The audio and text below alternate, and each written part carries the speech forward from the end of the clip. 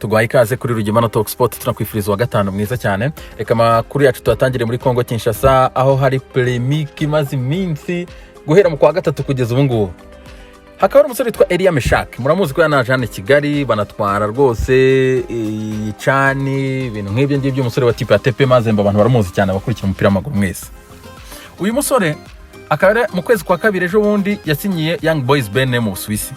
Amaze gusinyira mu Busuwisi, uyu muvandimwe hatangiye polemique yuko yaba yarabeshye imyaka afite wakongeraho imyaka 5, nukuvuga ngo yafite imyaka 28. Elia Meshak hakaba hari lisansi yasohotse muri Kongo Kinshasa inateho n'amakashe byose bigaragaza ko yavutse ku itariki ya 3 z'ukwa 8 mwaka wa 1992.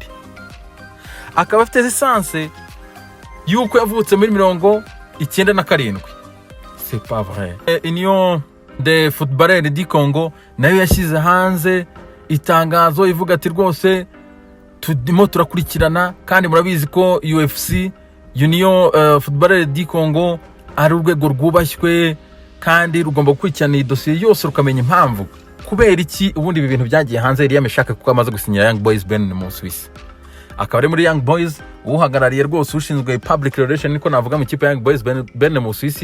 Yaravuze ati ibyangombwa twe dufite biremewe, biva muri kipe ya kinagamo, biva muri Federation ya Congo, ati nta kintu kijyanye na kimwe twemera cyo gusebya umukinnyi wacu. Urumva nk'aya makipe yaraguze umukinnyi ariko bavuga ati afite imyaka 23 tuzamucuruza. Za Young Boys ni ikipe zicururiza abakinnyi zikabona amafaranga. Ubwo rero banze kwirwa byijandikamo, ariko ibya Elia Meshak n'ubu ntibirasobanuka muri Kongo Kinshasa uburyo yabarongeyeho imyaka 5 aho kujya 23 akagira 28. Oh Afrika signore mi. Tuvanga reka twikoze mu gihugu cya Gabo cy'abaturanyi cya Kongo Kinshasa, tuzamukeho gatoya cyane twikozeyo. Aubameyang papa, urabona kari account rwose iri verify. Iyi ni account ya papa wa Pierre-Emerick Aubameyang. Ku munsi w'ejo ni mugoroba urabona ko rwose nanamurayikinze, yaramaze iminota 12 ashyize akaka iyi posti, yashyize iyi posti ku buryo abantu bose bari kwibaza. Idarapo rya Gabon, Aubameyang wambaye jersey ya Arsenal aratera salute. Wowe itera salute ubukora iki? Shwa kubusezera umuntu umubwira ati bye, cyangwa se uvuga ati ebana ndemeye nakubari ibintu mbwiye. Abantu twaheze mu gihirariro turi kwibaza papa Aubameyang ashaka kuvuga ko umuhungu wasezeye, yashaka kuvuga ko umuhungu we yamaze kumvikana na Arsenal. Ntituramenya ikijya mbere, ariko turacyabakurikiranira inkuru. Reka tuve aho ngaho rero twizamukire ku mugane burayi mu binyamakuru bitandukanye cyo biri kugira bitangaza kuri wa gatanu. Akaba rero Disney Basket, akaba rero Disney World Florida, akaba tugiye kwerekeza na NBA. NBA rero iragaruka ku itariki 31 z'ukwezi kwa gatanu, abakinnyi baratangira ku itariki ya 7. Akaba rero bagiye kuba batangira NBA. Amakipe 22 niyo yiyemeje kujya gukina hariya. Ibindi byose reka twumve uyu mufana akayitwa Innocent, n'umufana w'ikipe ya Golden State Warriors. Twatangiye tumubaza kubera iki bahisemo gukinira Disney World. Impamvu ni imwe, kuko urabona NBA ifitemo amakipe menshi atandukanye kandi aba mu state atandukanye. Kuvuga ngo conference zose ziratandukanye. So rero muri iki gihe cya COVID-19 ntabwo byaba byoroshye kuri bo kugira ngo bongere batangire imikino. None ikipe zikomeze zikore zira moves zijya muri west, izindi zijya muri east, ntabwo byabakundira. Rero niyo mpamvu bafashe uriya mushinga wo kuvuga ngo bikabagende bahure Orlando Florida, ahantu bazafata amakipe yose bakayahuriza ahantu hamwe, noneho bagakina iriya mikino kugeza irangiye, noneho season bakayirapinga bikarangira. Disney World ni company ikora ibintu bimeze nk'iby'ubukerarugendo, yubaka amazu y'amahoteli, ikaba yakubaka n'amaparike yayo ku giti cyabo. Ni company yigenga. So rero muri Florida bahafite amabuilding menshi atandukanye, ibibuga bya basket, ibibuga bya football, amakipe amwe namwe hakorera za pre-seasons. So rero hariya niho hantu babonye hanini hahagije ekipe 22 zose zishobora kugenda zikahaba, noneho zikahakina n'imikino yose nta numwe usubiye muri state yarabagamo. Haza bahemeye ko abafana bashobora kuhajya.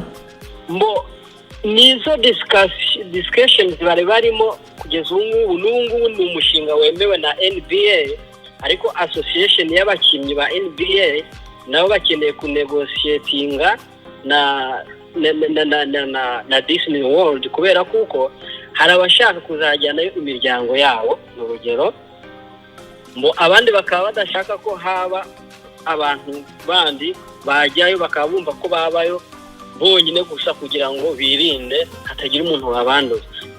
Kubera iki hari bugiye ikipe nkeya? Impamvu nimwe hari amakipe ubona ko tuvuga urugero nka Golden State Warriors nta mahirwe gifite yo kuba yaba qualified muri playoffs. So rero kujyayo ni nko gutakaza igihe cyangwa se no kuba batakaza resources zabo, amafaranga yabo. So hari amakipe amwe yahisemo kwifata kubera ko nta mahirwe bafite n'ubundi, andi aba disqualified na ntuza na NBA iravuga ati nta mpamvu yo gutwara amakipe menshi kuzuza umubare, ahubwo barebye umuntu wese ufite chance ishoboka yo kuba yamekinga playoffs. Dushimira cyane Innocent. Reka rero twekeze mu kinyamakuru Marca cyane mu gihugu cya Espagne kivuga ngo La Liga igiye kugaruka ariko ifite virtual audience, no kuvuga ngo bazashyiramo ibipupe muri stade bya bintu by'ibipankarite by'abafana, hanyuma kandi ureba kuri televiziyo agomba kuba yumva abafana nyine mu buryo buri virtual nyine kugira ngo abantu bajye muri mood rwose kabisa. Mundo Deportivo kikatugaruka kuri transfer ya Lautaro Martinez, noneho harapropozwa iki Barcelona ikaba yabonye ko igomba guha amafaranga Inter de Milan byanze bikunze. Ibyo abakinnyi yabivuyemo ikaba yafashe Junior Firpo imugirana agaciro ka $41 irangije ishyiraho ko yahita itanga cash $40 kugira ngo ibonere Lautaro Martinez. Bonne chance Barcelona, kuko simbizi ko umukinnyi yaguze $27 ni gutuma agaciro ka $41 utanamukinisha uraho hari umuntu uri flop gusa. Barcelona niba mu mikino utamenya simbizi, habuze umuntu uri seriye ngaza yatanga wa mugane, turaza kubigarukaho nangiye guca umugani w'ikipe. Mundo Deportivo kandi kakomeza twereka ko Messi azongera amasezerano icyumweru gitaha, turategereje kabisa. Karere umugabo afite contract irangira mu mwaka 2021, akaba Lionel Messi akaba atarongera amasezerano, biravuga ko azongera amasezerano icyumweru gitaha. Mundo Deportivo kandi kabikomeza twereka ko umugabo witwa Mano Fernandes ari we wamaze kugirwa directeur w'imikino mu ikipe ya Madrid, nyuma yuko Roman Martinez wari directeur w'imikino mu ikipe ya Madrid yamaze kugirwa deputy director general w'ikipe ya Madrid. La Gazzetta dello Sport ikabitwereka ko rwose Lanjnik akaba agomba guhindura mirase kabisa. Squad ya Rossoneri bakaba rero barimo baravugamo mu transfer menshi cyane mu ikipe ya Mirase, yuko nubwo yatakaza Simaya Benacer ikaba ikipe yiteguye gufata umusore Florentino Luis w'ikipe ya Benfica, hanyuma kandi baritegura kuba bagarura Timé Bakayoko, ari nako kandi bagomba kugerageza gushaka rutayizamu yaba Jovic cyangwa se Arkadiusz Milik, kuko Ronaldo Zlatan imyaka 38 se ni bibazo. Igihugu cy'Ubutaliyani kandi ikinyamakuru ya Gazzetta dello Sport kikaba gikomeje kutwereka ko hari impungenge z'abakinnyi bakomeje kugenda bavunika. Kuva imyitozo yatangira aya makipe abakinnyi 9 bamaze kuvunika, hakaba ari kwiyongeraho n'abandi.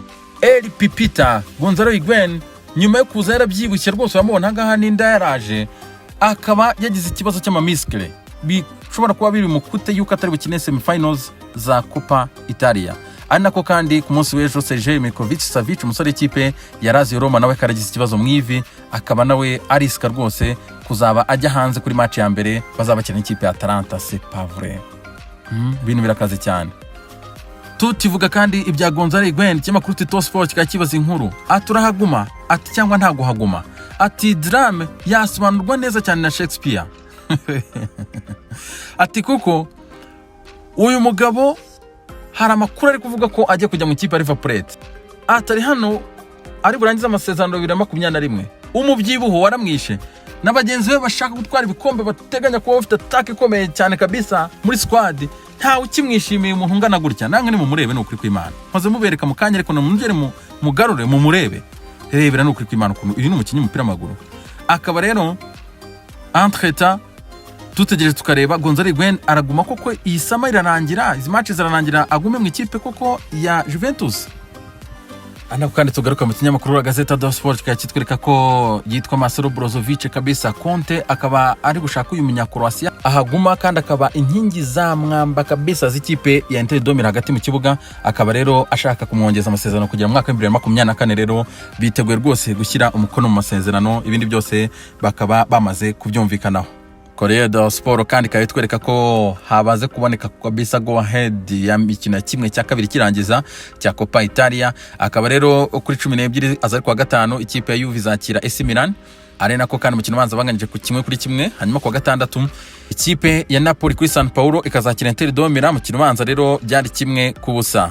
Hanyuma kandi ikinyamakuru kikaba gisoza kuri iyi nkuru kitubwira ko ku itariki ya 17 z'ukwezi kwa gatandatu akaba ari bwateganyijwe finali ya Coppa Italia.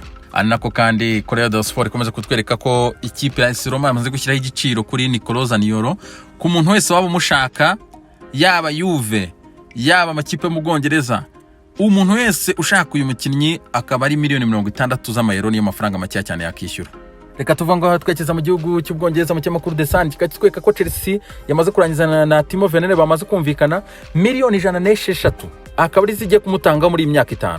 Ni ukuvuga ngo irishyura clause ya $54 hanyuma kuri umusore w'imyaka 24 kandi Chelsea mu gihe cy'imyaka 5 izajya imuhemba £200 ku cyumweru. Ubwo byumvikana ko rero is cost muri imyaka 5 zose kuri Timo Werner ikaba izamutanga $160. Anako kakunduru kurundi ruhande kubera crise kabisa ya COVID-19 ikipe ya Tottenham Hotspur bank y'Ubwongereza ikamaze kubaha $175 zo kuba rwose bahaye nk'umwenda. Hanyuma Tottenham ikaba ifite kugeza ku itariki 21 z'ukwezi kwa 4 mwaka 2021 igomba kuba yamaze kwishyura amafaranga. Chelsea spending $160, Tottenham yigurije $175. Kipe zaza zitandukanye brother. Ibinyamakuru nabyo bize gushyushya abantu mu mutwe. Ikinyamakuru The Sun kandi gikomeje twereka ko chef wa FA akayitwa Greg Clark, uyu mugabo yamaze gutangaza yuko ikipe zishobora kuba zitazamanuka iyi sezo. Kubera iki? Kubera ko nizamuka muri championship badakinnye ngo barangize match zabo, ntago wavuga ngo uramanura ikipe, ntibibaho. Akaba rero Clark yamaze guclarifier icyo kintu, avuga ati championship baramutse badakinnye ntago turiga tumanura ikipe yari yose muri Premier. Ikinyamakuru kandi kuri page yabo nyuma yuko Liverpool ibuze Timo Werner bagahise bandika ko ku itariki ya 21 z'ukwezi kwa gatandatu Liverpool ishobora gutwara igikombe cya shampiyona mu gihe Man City yatsindwa na Arsenal, Liverpool igatsinda Everton. Tayari umva ko bahita bagira gati namwe muryame muri ako ngako nubwo ikipe ya Chelsea batwaye umukinnyi. Uko kandi iki kintu cya Liverpool no gutwarwa Timo Werner binagenda binagarukaho kabisa na bamwe mu expert n'abanyamakuru bakomeye cyane. Ni umunyamakuru wa Sky Italia akaba yitwa Fabrizio Romao, yahise yandika rwose avuga ati kuri Twitter ye, avuga ati rwose Liverpool yahugiye mu manzaganya rwose yo gushaka igihe, kuvuga ati rwose muduhe igihe ati negotiation zarangwa, ariko Chelsea yazanye ibintu official gusabye impapuro z'amafaranga tayari titwara umukinnyi. Fabrizio aravuga ati rwose Liverpool yahugiye mu bintu bya muduhe igihe c'est comment. Tugaruka kandi mu kinyamakuru The Sun kikaba kitubwira ko kugeza ku rungo rwose kabisa ikipe ya Man United yiteguye rwose igaruka rya Paul Pogba mu kibuga. Pogba akaba rero yagarutse mu kibuga kabisa, bagiye gukina na Bruno Fernandes. Ni fire. Ibindi bikinyamakuru kikaba kitwereka rero probable line-up rwose y'ikipe ya Manchester United zaba yagarutse. Yavuga ati dore De Gea zaba ari mu izamu, hari Maguire, Lindelof mutima defense, Luke Shaw, Wan-Bissaka urumva ku mpande, hanyuma hagati mu kibuga Scott, Pogba na Bruno Fernandes batakisha Daniel James, bakafite kandi Martial ndetse na Rashford. Urabona ko iyi kipe rwose zaba yuzuye cyane. Rero reka turebe nimba Organ Solskjaer azatereka mu kibuga. Cristiano Ronaldo akaba yakoze ibitangaza kabisa nyuma yo kwinjiza $150 akaba umuselebrities wa kane winjiza amafaranga menshi. Nkuko ikinyamakuru Forbes magazine cyashyize hanze aba celebrities 100 winjije amafaranga menshi, Cristiano Ronaldo akaza ku mwanya wa 4 na $150. Byahise bimugira umufootballer, umuntu ukina football wa mbere ku isi mu mateka winjije $1 billion ivuye muri football gusa brother. Ibingi bakabigezeho rero nyuma yuko bateranije amafaranga yose yinjije mu myaka 17 ishize akorera amafaranga. Nguwo mukapo rero uramubona n'abandi bose rero abana ba celebrities bandi bagiye bakurikiraho rero urabona top 10 ukuntu ihagaze. Aya ngaye nguko weekend nziza.